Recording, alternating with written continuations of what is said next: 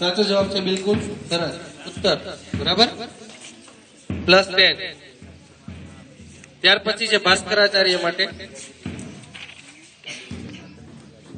चुंबक जे छे ई कई वस्तुने आकर्षતું નથી बराबर ऑप्शन छे ए માં લોખંડ बी કોબાલ્ટ सी નિકલ અને डी સ્ટીલ સર માટે છે વિટામિન એ ની ઉણપથી કયો રોગ થાય છે એ ઓપ્શન છે બેરી બી સ્કર્વી સી સુક્તાન અને ડી રતાગ્રામ દૂધમાં કયું વિટામિન હોતું નથી બરાબર દૂધમાં કયું વિટામિન હોતું નથી ઓપ્શન છે એ માં વિટામિન એ બી માં વિટામિન બી સી માં વિટામિન સી અને ડી માં વિટામિન ડી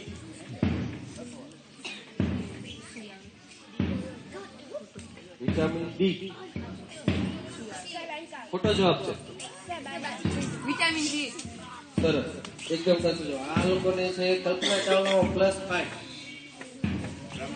કલ્પના ચાવલામાં +5 આ લોકોને બંધારણમાં કયો ખનિજ ક્ષાર જરૂરી છે ઓપ્શન છે એ માં કેલ્શિયમ બી માં આયોડિન સી માં ફોસ્ફરસ અને ડી માં લોહ તત્વ 30 સેકન્ડનો સમય છે પેલા ચર્ચા અંતર કરી લેવાય પછી જવાબ આપો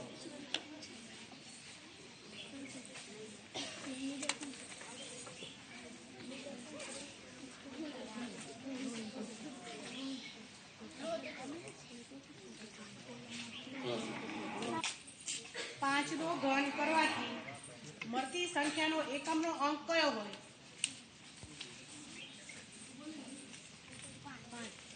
સાચું મહાવીર આચાર્યનો પ્રશ્ન 64 ના વર્ગમૂળનું ઘનમૂળ કરવાથી કઈ સંખ્યા મળે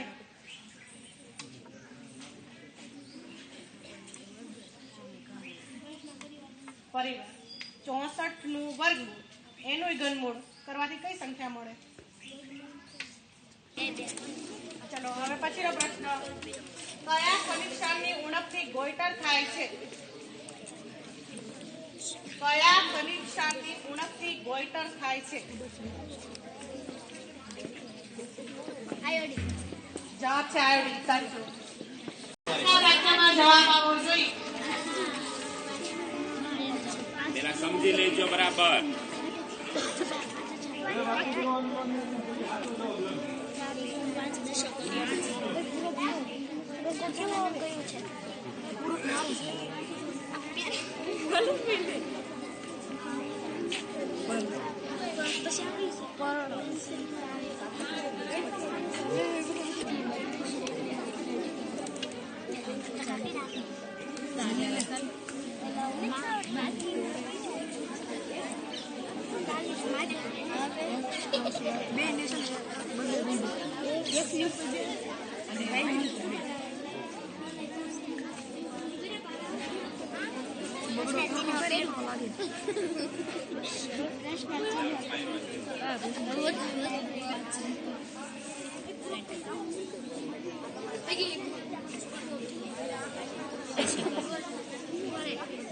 I like this thing.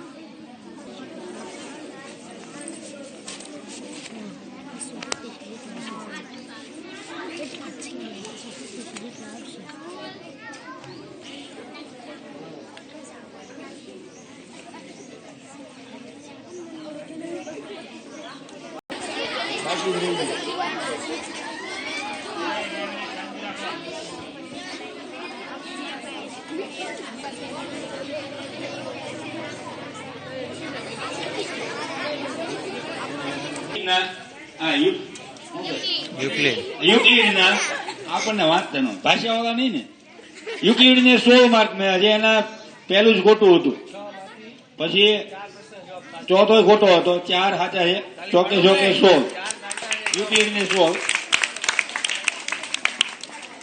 પછી ભાસ્કરાચાર્ય ને 16 ભાસ્કરાચાર્ય ને 16 પછી રામાનુજાચાર્ય ક્યાં છે અરે રામ, બધા હાચા. 24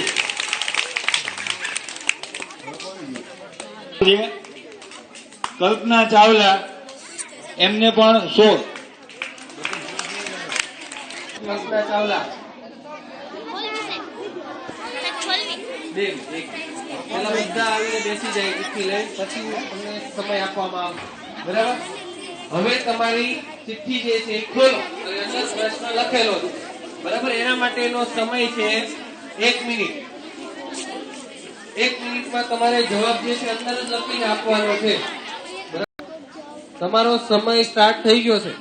1 મિનિટ.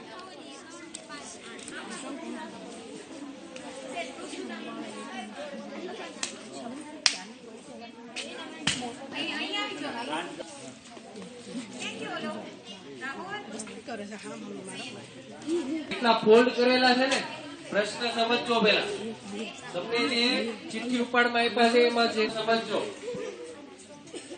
ફોલ્ડ કરેલું જે છે ચિઠ્ઠી તમારી એટલા જ ચતુષ્કોણ હોય. બરાબર? આખી ચિઠ્ઠી ખોલજો અને ખ્યાલ આવી જાય કેટલા ચતુષ્કોણ કેટલા શંકુ છે. બરાબર?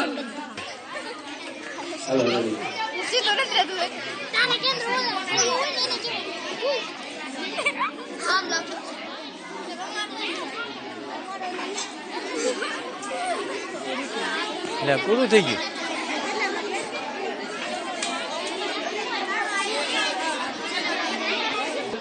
આપણને સાહેબ હમણાં થોડાક સ્ટેપની અંદર આપે છે, એના માટે રાહ જોઈએ. બરાબર? છેલ્લો જે રાઉન્ડ છે સાંભળો, છેલ્લા રાઉન્ડ ની અંદર તમારા સ્કોરમાં ઘણો બધો ડિફરન્સ પડી જશે. એટલે એક પ્રશ્નના 20 માર્ક હતા. બરાબર? જો એક પ્રશ્ન ખોટો હોય પડ્યો તો 20 માર્કનો ફેર પડે. તો વિનર કોણ છે એ નક્કી નહીં થાય છે. સ્કોર આવ્યા પછી ખ્યાલ આવશે. હા, હવે ઓડિયન્સ માટે ઘણા આતુરતાથી રાહ જોવે છે, વાતો કરે છે. ઓડિયન્સ, એ બચ્ચા પાર્ટી, હવે તમારા માટે પ્રશ્ન. બરાબર? તમને આપવામાં આવશે. કેટલો તૈયારી કરીને આવ્યા છે ખ્યાલ આવે. એટલે તમે બેઠો અહીંયા આનંદ લેવા નથી આવ્યા. બરાબર? ચાલો મેહુલ, મેહુલ ધોરણની આકૃતિ 7 માટે 7 માં, બરાબર? 8 માટે 8મા ધોરણ. ચાલો 6થું ધોરણ થી સ્ટાર્ટ કરીએ. પેલા આપો ચિંતો શું જવાબ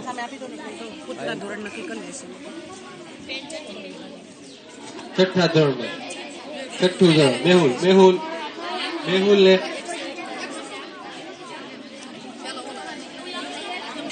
અહીંયા ધ્યાન. જેના કાર્ડ આપેલા છે એના તમારે સાધનો બોલવાના છે અને પછી એ પ્રયોગ માટેનો હેતુ બોલવાનો છે. ચાલો આપણી વચ્ચે સ્કોર આવી ગયો છે. ઘણા રાઉન્ડમાં અપ એન્ડ ડાઉન થઈ ગયું છે. બરાબર? માઇનસમાં આવેલું. તો સૌથી પહેલા નીચલા ક્રમથી સ્ટાર્ટ કરીએ. બરાબર? સૌથી ઓછા ગુણ કોને મેળવેલા છે?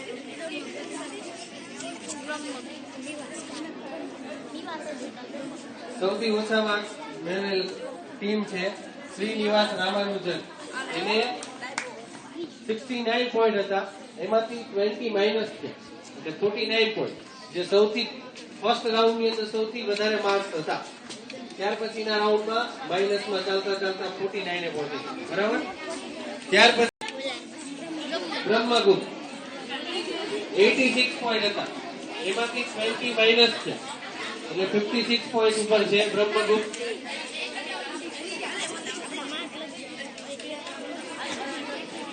ત્યાર પછી છે યુક્લિડ.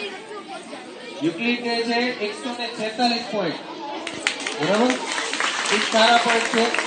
પણ એમાંથી 20 માઇનસ છે એના, એટલે 124 પોઈન્ટ છે એમના. હવે 3 ટીમ વધી. બરાબર? 3 ટીમ માંથી કોણ હશે ફર્સ્ટ નંબર ઉપર?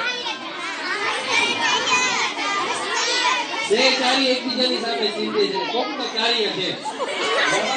બરાબર? ચાલો સાંભળીએ. થર્ડ રેન્ક ઉપર છે કલ્પના ચાવલા 131 પોઈન્ટ સાથે થર્ડ રેન્ક કલ્પના ચાવલા. ત્યાર પછી સેકન્ડ નંબર ઉપર છે 136 પોઈન્ટ સાથે છે. ફર્સ્ટ નંબર ઉપર આવે છે ભાસ્કરાચાર્ય 141. જોરદાર તાળીઓને આપણે વધાવીએ. ખૂબ ખૂબ અભિનંદન દરેક ટીમને. ઓછા મેળવેલા છે એને કઈ નાસીપાસ થવાની જરૂર નથી. આ એક કોમ્પિટિશનનો ભાગ છે, બરાબર. ક્યારેય પણ સ્પર્ધા થાય ત્યારે હાર જીત થતી રહે, કોઈ પણ નહીં. એક હારે તો જ બીજો જીતે, બે જીતે તો કોઈ હારે જ નહીં. તો જ ખબર પડે કે આપણે વિનર છે. બે ટાઈ થાય તો ખબર જ ન પડે કોણ જીત્યા, બરાબર. તો આપણા માટે આ ક્વિઝમાં ભાગ લીધેલ અને હમણાં જે ઓડિયન્સમાંથી લીધો, બરાબર, એમાંથી ક્વિઝમાં ભાગ લેવા માટે હવે પછી ક્વિઝ છે કે નેક્સ્ટ ગોઠવશું ત્યારે કોઈ બીજા આવે. બહાર જે ઓડિયન્સમાં બેઠેલા છે એમાંથી કોઈ વ્યક્તિ આગળ લાવવાના, બરાબર છે.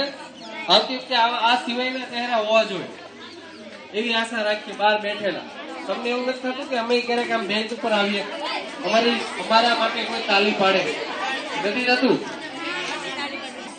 કર્યા પછી જ અહીંયા વ્યક્તિઓ બેઠેલા છે.